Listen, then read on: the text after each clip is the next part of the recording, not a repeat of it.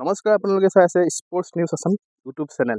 বন্ধুসকল, ইণ্ডিয়া এ আৰু অষ্ট্ৰেলিয়া এৰ মাজত যি আনঅফিচিয়েল চিৰিজ চলি আছে আৰু এই চিৰিজটোৰ দ্বিতীয়খন ODI ইতিমধ্যে অনুষ্ঠিত হৈ যায় আৰু এই মেচখনত ইণ্ডিয়া এক অষ্ট্ৰেলিয়া এ 9 উইকেটত পৰাস্ত কৰে। ইণ্ডিয়াই প্ৰথম বেটিং কৰি 246 ৰান কৰিছিলে, য'ত তিলক বৰ্মাৰ 94 আৰু ৰিয়ান পৰাগৰ 58 ৰান আছিলে।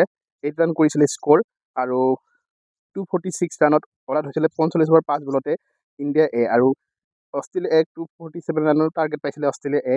অষ্ট্ৰেলিয়া এ খুব সহজতে এই মেচখনত জয়লাভ কৰিলে। মাত্ৰ 16 অভাৰ 4 বলতে 160 ৰান কৰি এই মেচখন জয়লাভ কৰিলে। অৰ্থাৎ এই মেচখনত আচলতে বৰষুণে বাধা সৃষ্টি কৰিছিল।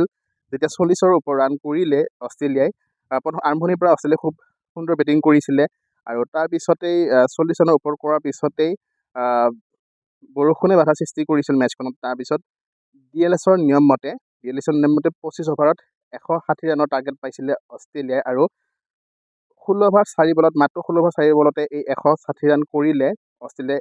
মাত্ৰ এটা উইকেট গৈছিলে অষ্ট্ৰেলিয়াৰ যি এটা উইকেট গৈছিলে, সেই এটা উইকেট একমাত্ৰ উইকেটটো ইণ্ডিয়াৰ হৈ নিশান সিন্ধুৱে লাভ কৰিলে।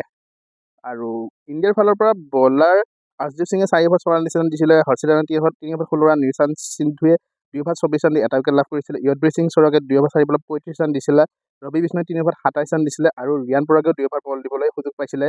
এই মেচখনত 2 অভাৰ 12 ৰান দিছিলে ৰিয়ান পৰাগে।